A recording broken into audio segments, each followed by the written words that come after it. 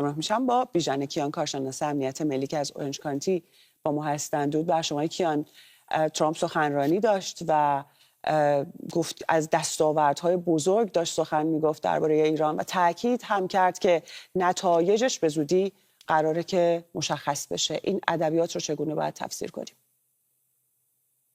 با درود به شما و بینندگان و شنوندگان بسیار محترم شما. ببینید، هر وقت آقای ترامپ صحبت میکنه یک کمی بایستی با توجه به اینکه ما در میان یک جنگ روانی، یک جنگ چند رویه‌ای من جمله جنگ روانی هستیم و زیاد تاکید نکنیم به اینکه ایشان چه میگویند، چون مقاصد خاصی رو دنبال میکنه در صحبتش آقای ترامپ. ولی هر وقت که آقای ترامپ صحبت میکنه میتونیم از لابلای صحبتش بفهمیم که منظور او چیست، حدس بزنیم. حدس من اینه که وقتی صحبت میکنه راجع به مردم ایران، وقتی صحبت میکنه راجع به دستاوردهای بزرگ و بعد هم میگه به زودی ما کنترل تنگه هرمز رو به دست خواهیم گرفت، من این رو جدی میگیرم.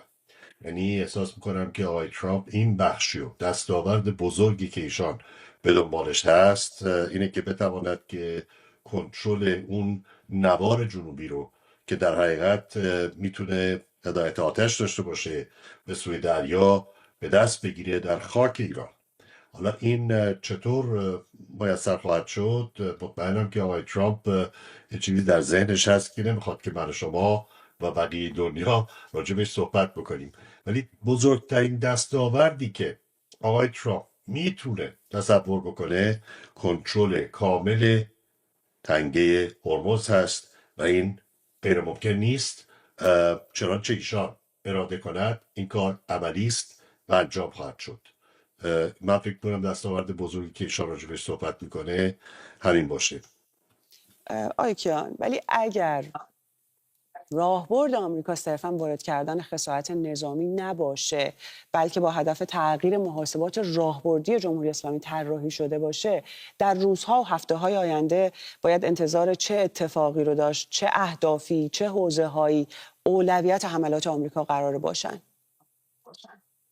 ببینید، بذارید اول این رو بگم که الان عده بسیاری در داخل ایران میگویند که این چه جنگی بر علیه جمهوری اسلامی است که شما دارید مردم عادی رو میکشید. شما دارید سربازها رو در پادگان در حال که خواب بودن، صبح بودن، اینا سربازای وظیفه هستند، مردم شاکی هستند از این که زیر ساختا نابود بشه، از این که مردم عادی نابود بشن. این شکایت وجود داره و بایستی وقت صرف بشه توضیح داده بشه که ایالات متحده به دنبال چه اهدافی هست و چرا این نگرانی پیش میاد. ببینید، اینجا لازمه که من اشاره کنم به صحبت‌های شاهزاده رضا پهلوی که به نیروهای مسلح به خصوص سربازان وظیفه ایشان فرمان میدن ترک کنید، پادگان‌ها رو ترک کنید. فرماندهان شما برای جان شما هیچ ارزشی قائل نیستند.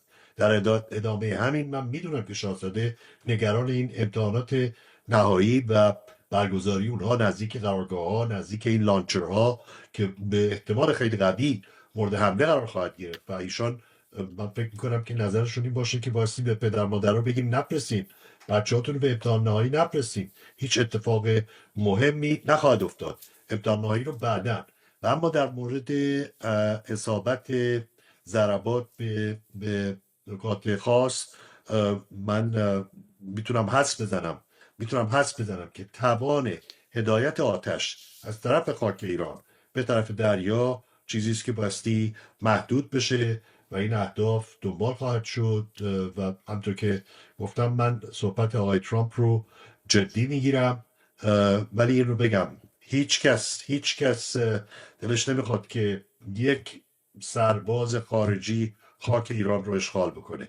این عملیات رهایی سازی است، عملیات اشغال خاک ایران نیست. هیچ ایرانی حاضر نخواهد شد که حاضر بشه ببینه که سرباز خارجی پاش رو روی خاک مقدس ایران بگذاره.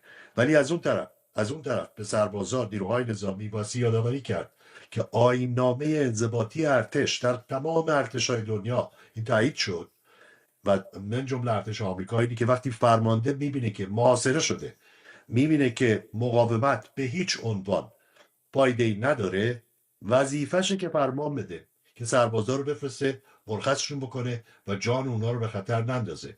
وظیفه خود سرباز هم هست که اگر فکر میکنه که این تمرد نیست، این دقیقاً رعایت آیین‌نامه ها و مقررات در چنین شرایطی هست. این آیین‌نامه نظامی است، در همه دنیا یکسان اعمال میشه. متشکرم از شما بیژن کیان، کارشناس امنیت ملی از اورنج کانتی مهمان ما بودند.